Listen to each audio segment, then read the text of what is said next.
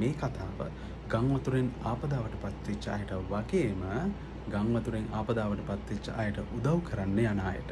Hello, මම doctor Rohan. අද අපි කතා කරන්න යන්නේ මීවුන ගැන. ඉතින් අපි කතා කරමු මොකද්ද මේ මීවුන? ගම් වතුරත් එක්ක මීවුනට තියෙන සම්බන්ධය මොකක්ද? ඒ වගේම මේ ගම් වතුර ASCII අපි මීවුනෙන් වළකින්නේ කොහොමද කියන එක ගැන සහ අපිට මීවුන වැළඳුනොත් අපි මොකද්ද කරන්න ඕන කියන එක ගැන. වැස්සෙන් ගම් වතුරෙන් කොහොමද මීවුන බෝ වෙන්නේ? මේ ගම් වතුරේ මික්ස් වෙලා මේ වතුරත් එක්ක කලවම් වෙලා එනවා ගවයොන්ගේ, මීයොන්ගේ, බල්ලන්ගේ මුත්‍රා. එතකොට මේ මුත්‍රාවල අන්තර්ගත වෙනවා ලෙප්ටෝස්පයිරා කියලා බැක්ටීරියා එකක්. මේ බැක්ටීරියා එකෙන් තමයි ඔයගොල්ලන්ට මීවුන වැළඳෙන්නේ. එතකොට ඔයගොල්ලන්ගේ කකුලේ යම්කිසි තුවාලයක් කර නැත්නම් සමේ යම්කිසි ඩැමේජ් වෙච්ච තැනක් තියෙනවා නම් මේකෙන් මේ බැක්ටීරියා එක ඔබට නොදැනී ඔබේ ඇඟට ඇතුල් වෙන්න පුළුවන්. ඇතුල් වෙලා මේ ලෙප්ටෝස්පයිරෝසිස් එහෙමත් නැත්නම් මීවුන කියන රෝගය ඔබට වැළඳෙන්න පුළුවන්.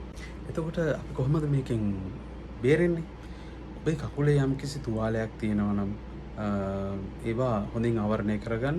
ඒ වගේම ඔබ ගම් වතුරේ බැහැලා යනවා නම් අනිවාර්යයෙන්ම ඔබේ පාද හොඳින් ආවරණය වෙන විදිහට පාවහන් හරි සිලිකවර හරි බූට්ස් හරි මොනවා හරි යොදාගෙන ඔබේ පාද කකුල් හොඳින් ආවරණය කරගෙන තියාගන්න. ඒ වගේම කරුණා කරලා මේ ගම් වතුර නිසා එකතු වෙන පොඩි පොඩි වතුර වලවල් වලට පැනලා ඒ වගේ නානයකින් වැළකීලා ඉන්න. ඔබේ අත් හෝ කකුල් ඔබේ ශරීරයේ යම්කිසි කොටසක් මේ ගම් වතුරෙන් එන ජලයට නිරාවරණය වුණොත් පිරිසිදු ජලයෙන් වහාම ඔබේ අත් කකුල් හෝ ශරීරය පිරිසිදු කරගන්න සබන් යොදලා. ඒ වගේම තවත් ඊටාම වැදගත් සාර්ථක ක්‍රමයක් තියෙනවා මේ මීවුනෙන් වැළකීලා ඉන්න. ඒ තමයි ඔබේ ප්‍රදේශයේ අදාළ සෞඛ්‍ය වෛද්‍ය නිලධාරීවරයාගේ නිර්දේශයේ සහිතව ඔබට පුළුවන් ඩොක්සිසයික්ලින් කියන ඖෂධය භාවිතා කරන්න මේ රෝගය සෑදීම වැළඳීම වළක්වා ගන්න.